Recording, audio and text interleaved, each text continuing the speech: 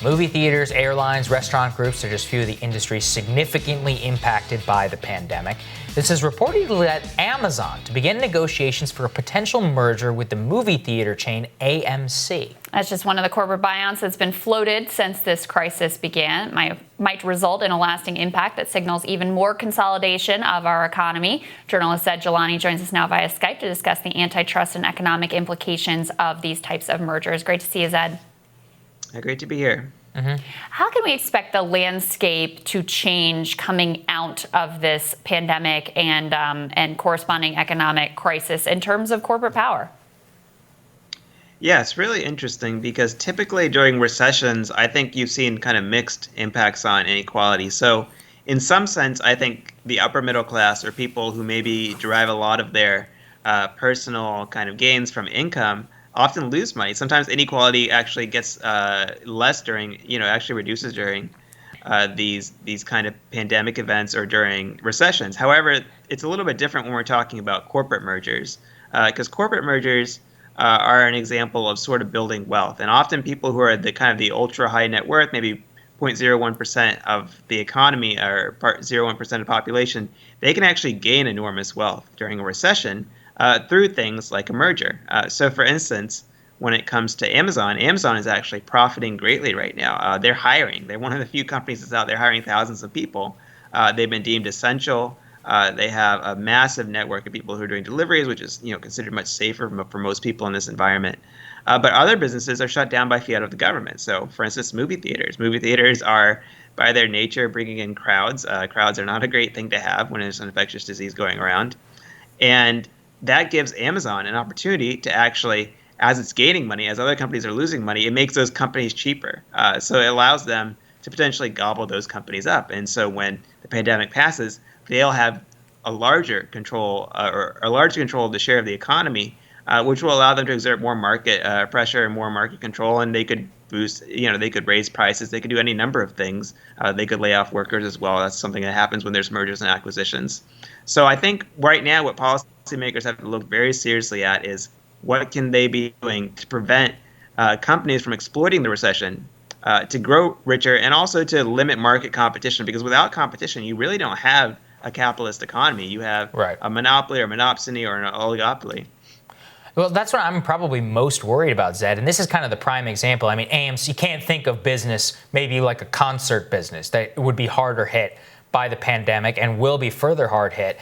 Do we know right now if there's been any sort of FTC action or statement, anything from the government or from lawmakers trying to discourage or just halt these types of mergers and acquisitions, which are, look, AMC was a good business before the pandemic. It doesn't really make sense that they should lose everything and have to sell as a result of it. Has there been anybody out there saying it?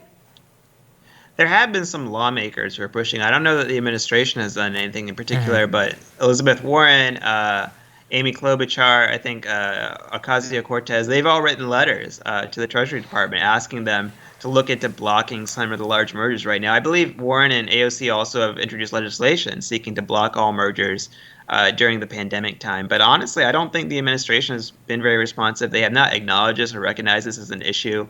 I think they have been interested in antitrust on some of the tech sector side that they've acknowledged some interest in. But over the larger scale issue, I just don't think that they're seeing this as a real problem, which is ironic because, again, the government is the one that is forcing so many businesses to close right now. So those businesses, if they become cheap enough for these larger companies to buy up, it's really the government's fault. The government is sort of a handmaiden in this process right now. They can't claim to be innocent.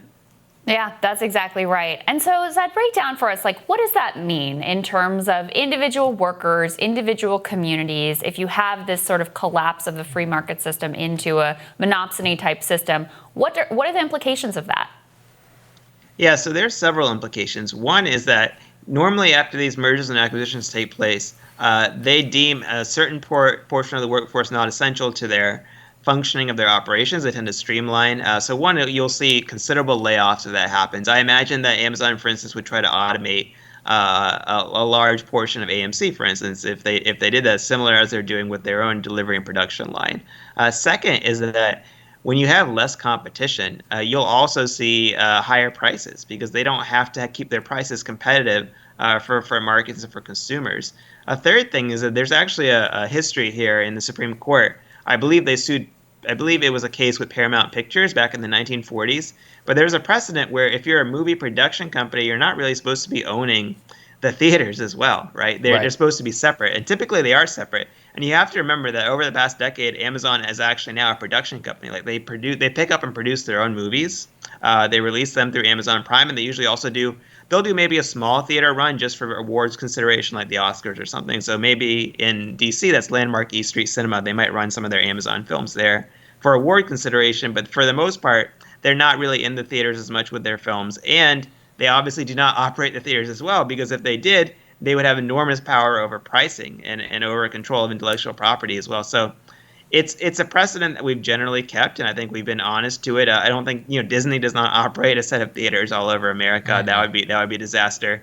But if Amazon is able to purchase AMC and operate them, and I believe they were interested in Landmark as well at one point, you'd see that wall start to break down between the production companies and the theaters that are doing the screenings, and that would wreak havoc, I think, on pricing and just total market control in an area where you need intellectual curiosity and creativity. I mean, when one of these large companies like Amazon or Disney decides to blacklist a director, you're not going to see that director in, 50 or 60% of the market. They're not going to be able to make movies, right, in so many different arenas.